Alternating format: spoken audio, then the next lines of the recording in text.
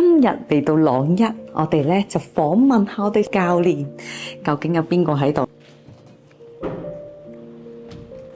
你喺度準備緊啲乜啊？送咗花俾你啊！多謝，我喺度準備緊今日嘅瑜伽輪課堂啦。今日嘅瑜伽輪課堂啊？係啊！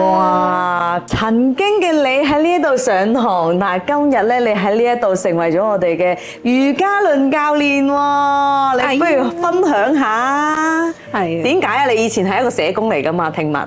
係啊，係做緊一個幼兒服務嘅社工。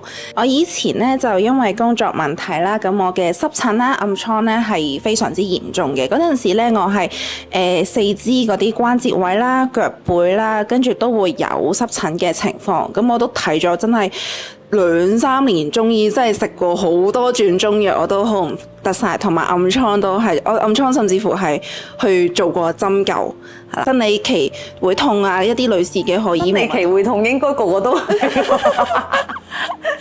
我會痛到要嗰陣時都要請假㗎，真係。我都係一個嚴重啲嘅，係咪？係啊係啊，所以咧嗰陣時就咁啱就好好彩就遇到你呢一度，跟住就開始過嚟上運動堂啦，諗住藉住做下瑜伽啊、拉筋啊，俾自己身體有個放鬆咁樣咯。咁喺呢一度你感受到啲咩？無啦啦點解會變成我哋嘅教練呢？係睇到呢一度咧，成個團隊嘅氣氛都好溫馨咁樣啦，同埋咧大家嘅教練咧都真係好關心我咁樣，跟住會不停去關心我可能工作近況啦、健康係點啊咁樣，又會教我可能一啲唔同嘅飲食上面嘅建議，咁我令到我喺呢度都學習到好多一啲健康嘅知識啦、營養啦咁樣，咁所以都令到我咧好對於呢個行業感到興趣，因為我自己覺得呢一度咧，佢係一個助人自助嘅一個職業咁樣。咁佢唔單止係幫到同學仔揾到佢哋個健康啦，即係處理到佢哋一啲健康問題，同埋呢個平台，我覺得佢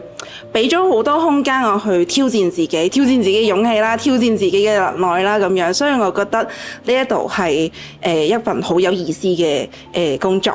咁你以前嗰份工作咧都好有意義㗎嘛？點解會轉行咧？因為以前嗰度就係佢都係幫緊可能一啲家長去處理佢哋一啲嘅問題，但係成個模式就係你每一日定時返到去公司咁處理佢哋嘅嗰啲事情咁樣啦，同時又會有好多好臨時突發嘅事情咁樣，令到我成日都冇得準時收工啊，冇咗自己嘅嗰個生活同埋一個喘息嘅空間咁樣。因為你每一次嚟到都真係個樣咧又攰啦，又唔開心嘅樣啦，跟住又悶悶不樂個樣啦，精神壓力嘅感覺又好似好大咁喎。係壓力太大咯，令到你個人好焦慮啦，好緊張。就我成日嗰陣時有一排咧，我係會長期都失眠啦，又瞓唔安，坐又坐唔落，跟住然後食又食唔安樂咁樣，咁就令到個人好緊張，成個情緒都好焦慮，跟住個能量都好低。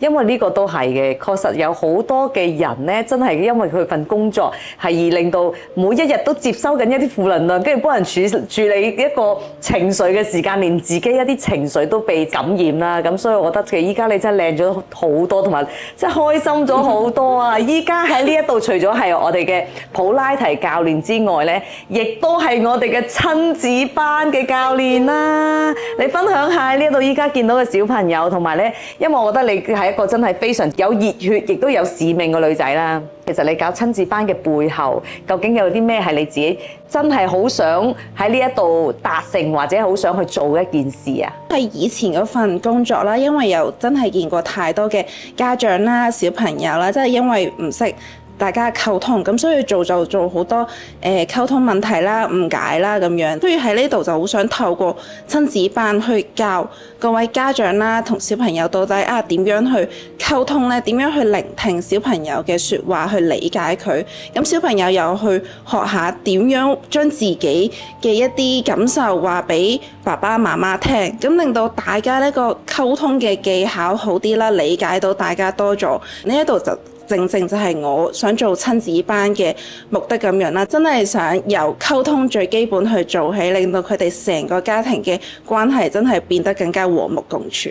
哇，非常之有使命感啊！多謝我哋 Heidi 教練，俾個叻你，仲俾個心你，心心。耶！